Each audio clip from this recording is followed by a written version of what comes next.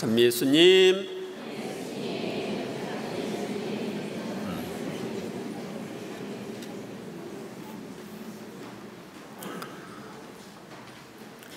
오늘은 연중 제15주일입니다.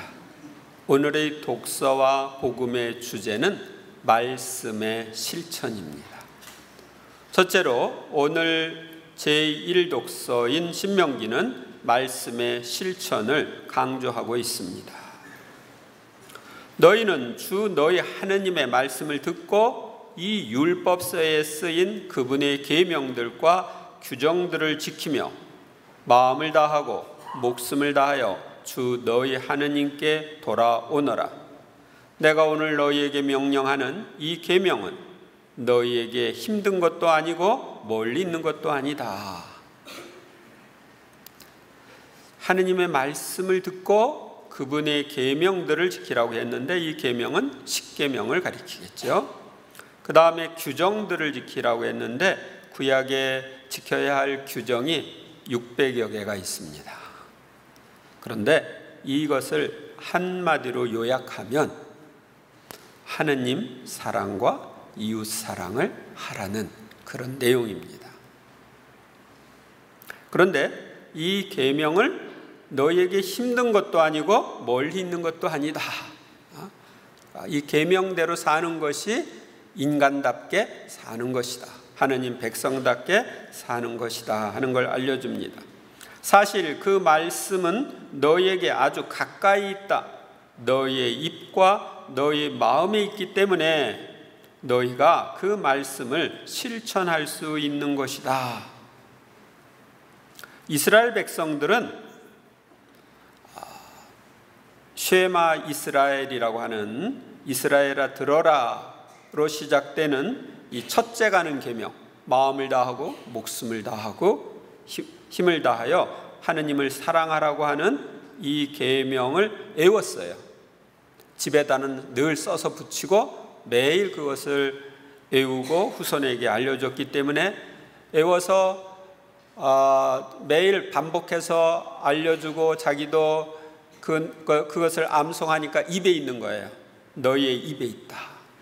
그리고 그 말씀대로 살도록 하느님이 명하셔서 그 말씀대로 하려고 했기 때문에 양심이 그걸 실천하라고 요구합니다. 하느님의 말씀이니까. 그래서 너희의 마음에 있다. 그러니까 너희가 그 말씀을 실천할 수 있는 거다. 모르는 게 아니라 다 알고 있으니까. 이렇게 이야기하십니다. 둘째로 오늘의 복음에서 예수님께서는 사마리아인의 비유를 통해 말씀을 아는 것보다 말씀을 실천하는 것이 중요하다는 것을 강조하고 있습니다.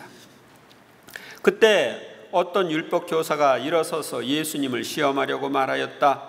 스승님, 제가 무엇을 해야 영원한 생명을 받을 수 있습니까? 이 율법 교사는 율법을 전문적으로 연구하고 율법을 사람들에게 가르치는 사람입니다.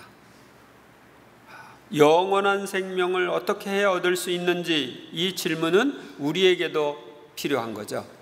모든 이에게 영원한 생명을 얻는 방법을 알려줘야 하기 때문에 예수님께 질문을 한다고 말할 수도 있습니다. 그러나 예수님께서는 그에게 율법에 무엇이라고 쓰여 있느냐, 너는 어떻게 읽었느냐 하고 되물으십니다. 그러니까 스스로 답하게 만드는 거죠. 그가 내 마음을 다하고 내 목숨을 다하고 내 힘을 다하고 내 정신을 다하여 주 너희 하느님을 사랑하고 내 이웃을 너 자신처럼 사랑해야 한다 하였습니다 하고 대답합니다. 이거기에 바로 첫째 가는 계명과 둘째 가는 계명이죠. 구약 성경을 요약한 것. 마음을 다하고 목숨을 다하고 힘과 정신을 다해서 하느님을 사랑하고 이웃을 너 자신처럼 사랑해야 한다는 이 말씀을 예수님께 하니까 예수님께서 그에게 이르셨다. 옳게 대답하였다. 그렇게 하여라. 그러면 네가 살 것이다. 예수님께서는 영원한 생명을 얻는 비결, 영원히 사는 비결은 하느님 사랑과 이웃 사랑을 실천하는 것이다. 그러니까 그렇게 하라고 이야기합니다. 여러분도 영원한 생명을 얻고 싶습니까? 그럼 어떻게 해야 됩니까? 하느님 사랑과 이웃 사랑을 실천해야 한다.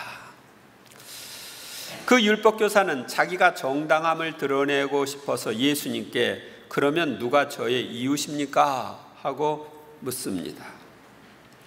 예수님께서는 누가 이웃인지를 아는 것이 중요한 게 아니라 이웃이 되어주는 것이 중요하다는 것을 이 사마리아 사람의 비유를 통해 말씀하십니다. 예수님께서 응답하셨다. 어떤 사람이 예루살렘에서 예리코로 내려가다가 강도들을 만났다. 강도들은 그의 옷을 벗기고 그를 때려 소죽음으로 만들어 놓고 가버렸다. 예루살렘에서 예리코로 내려갔다는 것은 예루살렘에서 하느님을 예배하고 성전 제사를 바치고 이제 집으로 내려가는 유다인이었다 하는 것을 알려줍니다. 옷을 강도들이 벗겼는데 왜 벗겼어요? 옷을 빼앗기 위해서 벗긴 거예요. 그 당시에는 옷감 짜는 기술이 발달하지 않았기 때문에 옷감이 아주 비쌌어요. 그렇기 때문에 예수님이 십자가에 못 박혀 돌아가실 때도 예수님의 옷을 서로 가지려고 제비 뽑고 그러죠. 지금은 사형수 옷 가지라고 그러면 어떻게 돼? 서로들 안 가지려고 그러죠. 빨리 태워버려라. 그럴 텐데 그 당시는 옷감이 그만큼 귀했다. 그래서 다 빼앗고 옷까지 다 빼앗았다. 강도들이 이것을 이야기합니다. 어떤 사제가 그 길로 내려가다가 그를 보고서는 길 반대쪽으로 지나가 버렸다.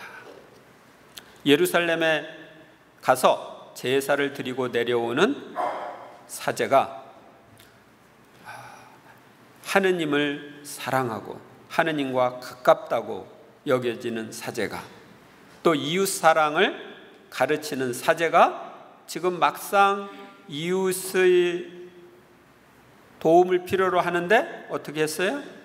외면하고 지나가 버렸어. 오늘날도 저와 같은 사제가 말씀을 가르치는 사람이 그 말씀대로 실천하지 않는다면 이 사제와 똑같은 거예요. 말은 그렇게 하고 하느님과 가깝다고 그러는데 실천은 안 한다. 레위인도 마찬가지로 그곳에 이르러 그를 보고서는 길 반대쪽으로 지나가 버렸다. 이 레위인은 성전에서 사제의 일을 돕는 사람입니다. 제물 준비를 하는 것, 성가, 악기 연주, 성전 기물 관리, 말씀 선포, 협조 등을 하는 사람입니다. 오늘날로 이야기하면 제대 주변에서 봉사하는 복사, 수도자, 미사 해설자, 독서자, 성가대, 성체 분배자, 성당 직원, 사목을 돕는 사목위원, 단체원 등에 해당됩니다. 누구보다도 사제 가까이에서 제대 가까이에서 봉사하고 하느님의 말씀을 많이 듣지만 우리가 실천하지 않으면 이 레위인과 똑같은 사람입니다. 그런데 여행을 하던 어떤 사마리아인은 그가 있는 곳에 이르러 그를 보고서는 가엾은 마음이 들었다. 사마리아인은 사마리아 지역에 사는 사람인데 이방인의 피가 섞였다고 해서 유다인들로부터 천대를 받던 사람입니다. 그 당시 북이스라엘 왕국이 망했을 때 그 수도가 사마리아였는데 사마리아에 있는 사람들이 반란을 일으키면 안 되니까 거기 있는 사람들을 아시리아가 다른 곳으로 이주시키고 다른 곳에 있는 사람들을 사마리아로 이주시켜 가지고 그쪽 지역에 사는 사람들이 유다인들이랑 함께 피가 섞이는 거죠. 이스라엘 사람들이 그쪽 이제 북이스라엘 왕국에 있는 이스라엘 사람들과 이제 피가 섞여서 이 사람들은 천대를 받았어요. 그리고 예루살렘 성전에 오지도 않고 하느님을 자기 나름대로 섬기던 사람들입니다. 그 사마리아 지역에서. 오늘날도 이 사마리아 지역에 가면은 그들끼리 하느님을 섬기는 예식을 하는 곳이 있습니다. 그리고 이 사람들은 성경의 일부인 모세오경만 받아들인 사람들입니다. 오늘날 이야기하면 신앙의 진리의 일부만 받아들이고 있는 개신교 신자나 타종교 신자, 또 양심에 따라 사는 비신자이지만 이웃사랑을 천주교 신자보다 더 잘 실천하는 사람, 이런 사람들이 여기에 해당된다고 말할 수 있겠습니다. 그래서 그에게 다가가 사마리아에 있는 이제 강도 만난 사람에게 다가가서 상처에 기름과 포도주를 붓고 싸맨 다음 자기 노새에 태워 여관으로 데리고 가서 돌보아 주었다. 이 상처에 기름은 치유를 위해서 발라주고 포도주는 소독을 위해서, 알코올이니까 발라준 거죠. 그리고 여관으로 데리고 와서 돌보아 주었다. 이튿날 그는 2 데나리온을 꺼내 여관 주인에게 주면서 저 사람을 돌보아 주십시오. 비용이 더 들면 제가 돌아올 때 갚아드리겠습니다 하고 말하였다. 그러니까 여관에서 같이 자고 돌보아 준 다음에 자기는 여행을 해야 되니까 돌보아 주라고, 그냥 돌보아 주라고 그러면 안 할 테니까 돈 주면서 돌보아 주라고. 여기서 이제 2 데나리온은 노동자의 이틀 임금이니까 뭐 한 10만 원, 20만 원, 지금 같으면 그 정도 되는 거죠. 사마리아인은 자기 것을 기꺼이 내어주면서 어려운 이웃, 죽어가는 이웃을 돌보아 주었습니다. 너는 이 세 사람 가운데 누가 강도를 만난 사람에게 이웃이 되어주었다고 생각하느냐? 하고 예수님이 율법교사에게 묻습니다. 율법교사가 그에게 자비를 베푼 사람입니다 하고 대답하자 예수님께서 그에게 이르셨다. 가서 너도 그렇게 하여라. 그러니까 이웃이 되어 주어라 하는 것이죠. 사랑을 실천해라 하는 것입니다. 이 사랑의 실천, 이웃을 돕는 것, 이것이 바로 여러분이 최후의 심판 때 심판 기준이 된다는 것을 아셔야 합니다. 마테오복음 25장에 보면 최후 심판 내용이 나오죠. 거기 여러분들이 그 장례미사 때마다 읽는 복음 말씀입니다. 최후 심판 때 오른쪽에 있는 사람들에게 내가 배고플 때 먹을 거 주고, 목말랐을 때 마실 거 주고, 헐벗었을 때 입을 거 주고, 병 들었을 때 돌보아 주고 하는 이야기를 하죠. 그런데 언제 우리가 그렇게 했느냐고. 그러니까 예수님께서 마태복음 25장 40절에서 내가 진실로 너희에게 말한다. 너희가 내 형제들인 이 가장 작은 이들 가운데 한 사람에게 해준 것이 바로 나에게 해준 것이다. 이렇게 말씀하십니다. 그러니까 온 인류를 심판할 때 다른 이들의 어려움을 보고 그 어려움을 해결해주는 사랑의 실천을 한 것, 이것이 심판 기준이다 하는 것을 이야기하는 것입니다. 너 성당에 몇 번 나갔냐? 이게 심판 기준이 아니에요. 그래서 천주교 신자든 개신교 신자든 비신자든 그가 사랑의 생활을 하느냐 안 하느냐 하는 것이 굉장히 중요합니다.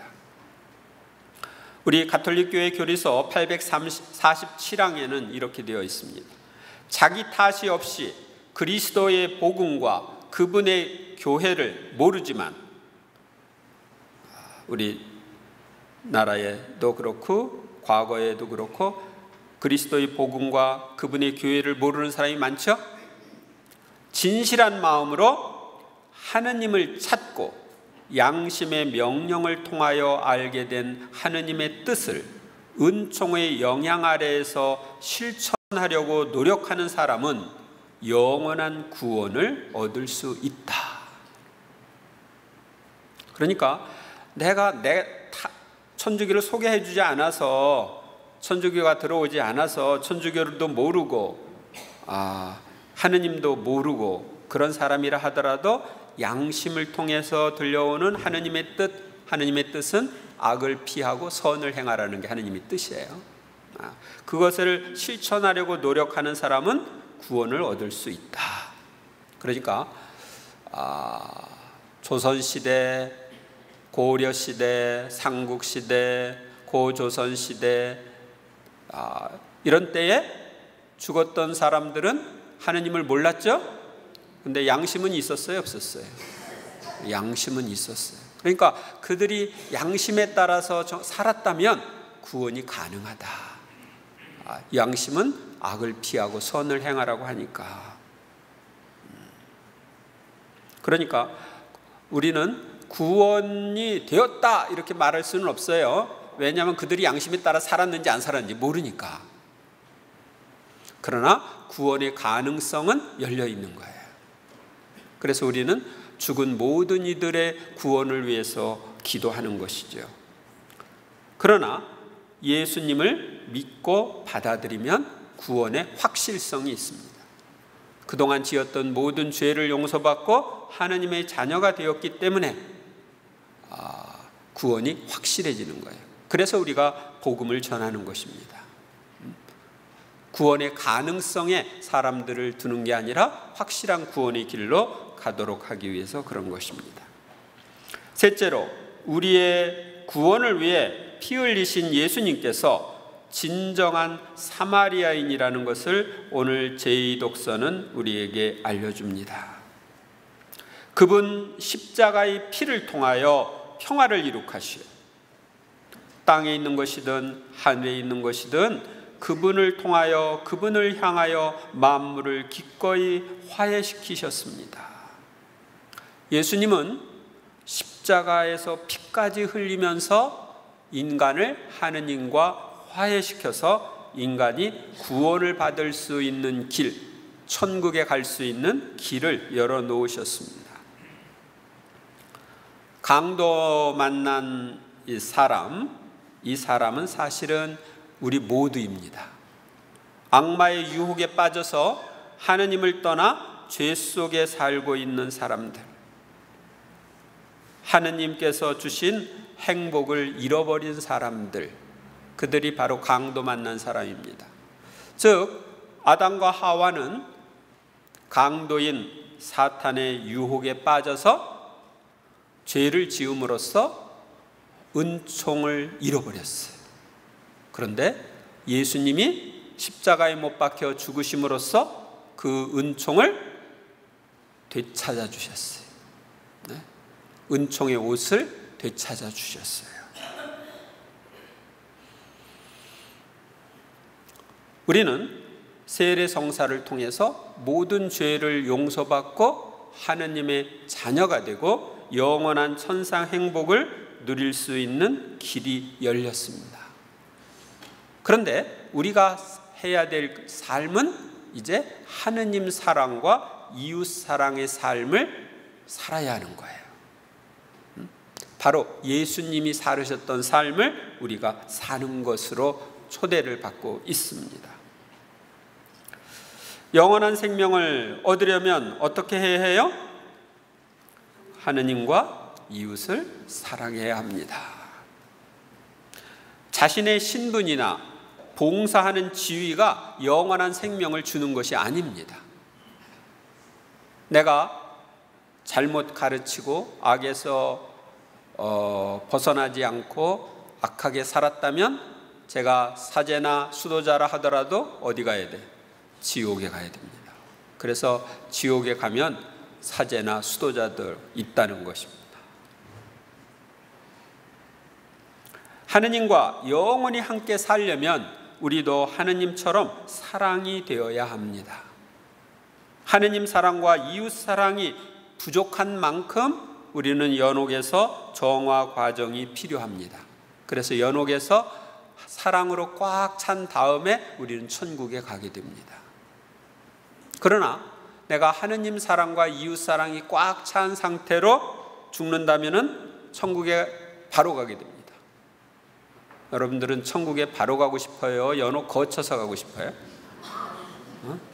바로 가고 싶어요? 그럼 어떻게 해야 돼?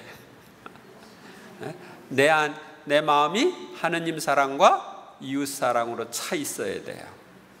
아시겠습니까? 네. 해가 가고 달이 갈수록 내 마음이 점점점 하느님 사랑과 이웃 사랑이 차야 돼요. 그래서 죽는 순간에 최고도에 달해야 돼요. 또 강도 만난 사람처럼 사탄의 유혹에 빠져서 모든 것을 잃어버리고 죽어가고 있는 사람들, 영적인 면에서 죽어가고 있는 사람들, 죄 중에 있는 사람들을 우리가 구출해 준다면 사마리아 사람을 닮는 것이 됩니다. 이번 한 주간 동안 사시면서 내가 하느님 사랑과 이웃 사랑을 그동안 얼마나 실천했나 한번 살펴보세요. 그리고 내 안에 정말 하느님께 대한 사랑이 있는 거야? 이웃에 대한 사랑이 있는 거야? 하고 한번 살펴보세요. 그리고 내 안에 하느님께 대한 사랑과 이웃에 대한 사랑을 증가시키려면 어떻게 해야 될까? 한번 생각해 보세요. 그리고 하느님 사랑과 이웃 사랑이 내 안에 점점 증가할 수 있도록 한 주간 열심히 사셨으면 좋겠습니다.